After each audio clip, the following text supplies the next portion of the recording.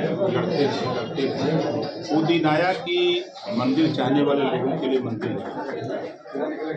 उसी तरह 1931 में बाबा साहब डॉक्टर अम्बेडकर के चाहने से जातिवार जनगणना हुई 31 में। फिर बाबा साहब डॉक्टर अम्बेडकर ने संविधान में व्यवस्था दिया कि हर 10 साल में जातिवार जनगणना हो। लेकिन सरकार में बैठे हुए लोग वो इस बात का एहसास जनता को नहीं करा पाए कि जातिवार जनगणना बहुत जरूरी है। जब ओम प्रकाश राजभर आज 20 साल से हम धीरे धीरे गरमाते इस चुनाव ये मुद्दा गर्म था 22 के चुनाव। हम बराबर कहते हैं और मैं आपसे भी कह रहा हूँ होगा, यही भारतीय जनता पार्टी करेगी। अब देखिएगा ना, जब कश्मीर में सरकार बनाना हुआ तब पीडीपी महबूबा मुफ्ती जहाँ एकदम 36 का आंकड़ा था, भाजपा और पीडीपी मिलकर सरकार बनाएगी, संभव था? नहीं संभव। उत्तर प्रदेश में बसपा और सपा में 36 का आंकड़ा था, दोनों मिलकर सरकार बनाई। बिहार में आप देखिए, नीतीश जी ने कहा कि हम भाजपा समझौता कर नहीं सकते, राजनीति से संन्यास ले लेंगे, मिलकर सरकार बनाई। उन्होंने कहा कि हम घर बैठ जाएंगे लेकिन लालू की पार्टी समझौता नहीं करेंगे, सरकार चल रही है। तो हमको भरोसा है, हमारे लोगों को भरोसा है, जातिवार जनगणना मजबूर कर दूंगा लोगों को। जा रहा हूँ 27 को बिहार, शुरुआत वहीं से चाहूंगा कि आपने प्रेस वार्ता करके कहा है तो क्यों नहीं करते हो, करो, नहीं तो फिर धज्जी उड़ा देंगे यूपी में तुम्हारी। चापी चापा हो ही तो कैसे ना। अध्यक्ष जी, आप ब्रजेश पाठक जी के साथ मंच साझा के क्या मान लिया जाए कि आप भाजपा के साथ हो गए हैं? भैया मेरी जब मैं बसपा में था तो वो बसपा में थे, जब मैं भाजपा में समझौता किया तो वो मंत्री बने, हम भी मंत्री बने। हमारी पार्टी के एक नेता हैं, उनके विद्यालय चलता है तो उनके पिताजी की ख्वाहिश थी कि हॉस्पिटल खोला जाए, बिना पैसे में इलाज किया जाए। सब लोग पैसा से करते हैं, बिना पैसा से। तो उसके उद्घाटन के लिए हमसे उन्होंने निवेदन किया तो मैंने उनसे कहा, तो उन्होंने कहा कि बिल्कुल चलेंगे। कोई पार्टी का मंच नहीं था, वो विद्या अस्पताल के उद्घाटन का मंच था। अब उसका अब बाल का खाल आप लोग निकालिए, जनता निकाले, तो हम क्या कर सकते हैं? नहीं, जो लोग देखते हैं वही ना बात करें। हाँ भाई, ठीक बात है, नहीं आपकी बात सही है, लेकिन जो सच्चाई है उसको मैं बता दूँ।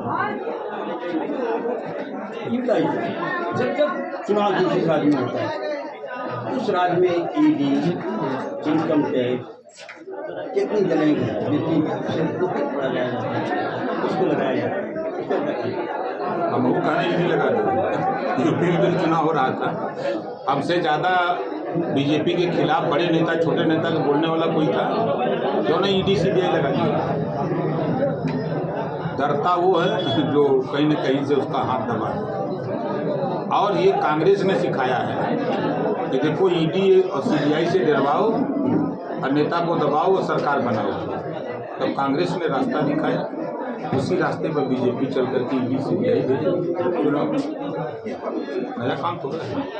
सत्ता से पहले भारतीय जनता पार्टी की हर स्टेट में मुख्यालय बहुत कम है। सत्ता की बात जिस धरले से अभी मुख्यालय खुले हैं, सैया भाई कोतवाल तो अब डर काहे का? आप बताइए, जब प्रदेश और देश का सत्ता हाथ में बा, पूरा खजाना हाथ में बा, तो एक ना 1000 कार्यालय बनाए तो क्यों रोकी? वो अपना बना रहे हैं, अपना डेवलप कर रहे हैं अपनी पार्टी। अभी उत्तर प्रदेश में 37 लाख बच्चों डिफेंस का एग्जामिनेशन हुआ, और एग्जामिनेशन को आप क्या समझ रहे हैं? क्या हाई स्कूल एडमिशन की परीक्षाओं को खत्म कर दिया जाए कि वही परीक्षा रखा जाए जिससे बिल्कुल नौकरी मिले? हाई स्कूल इंटर की परीक्षा देखिए, अब एक समय था कोरोना में हम और नेता और जनता भीतर थी, कमरे में अपने कैद थे, और पत्रकार और पुलिस दो ही लोग सड़क पे दिखते थे, तीसरा कोई नहीं दिखता। तो उस दौर से गुजरने के बाद इधर 2 साल से परीक्षाओं का जो दौर हुआ, हाई स्कूल इंटर BA की, उसको थोड़ा तब्दील लोग की। नीट के एग्जामिनेशन करा करके आप क्या देना चाहते हैं? इसका वैल्यू 1 साल के बाद है। 1 साल के बाद परीक्षा अपनी बेकार हो जाएगा। इसके इम्तहान देना पड़ेगा। नौकरी की वैकेंसी है ये नहीं है, एग्जामिनेशन करा रहे हो आप, इस पर क्या करना? ये सरकार जो अपना कानून, सब सरकार बनती है तो अपना अपना अलग अलग कानून करते हैं। हमारी सरकार बनेगी तो हम तो बहुत साफ साफ फ्री शिक्षा, अनिवार्य शिक्षा और एक समान शिक्षा इसको लागू करेंगे। रोजगार परक शिक्षा, कक्षा 4 से मोबाइल बनाना, मोटरसाइकिल बनाना, पंखा बनाना, फ्रिज बनाना, लाउडर बनाना, कैमरा बनाना, 100 विषय होगा।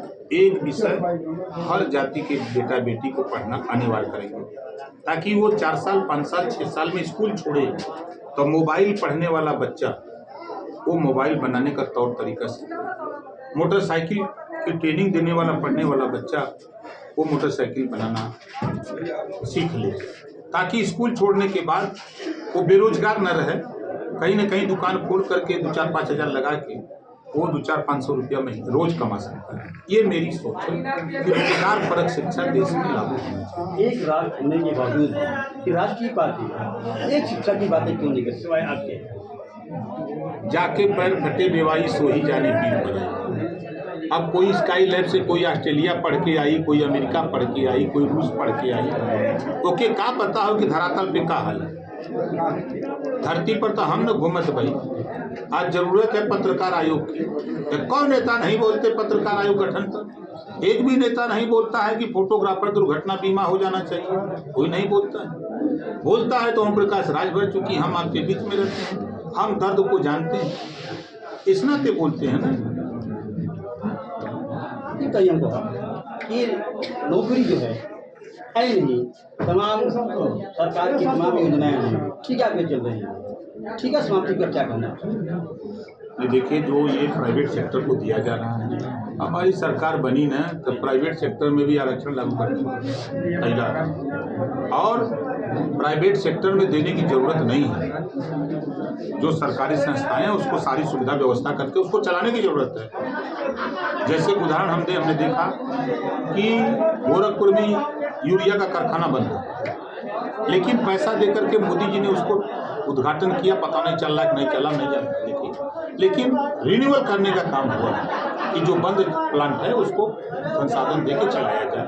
तो हमारी सरकार बनेगी तो हम लोग वही काम करेंगे।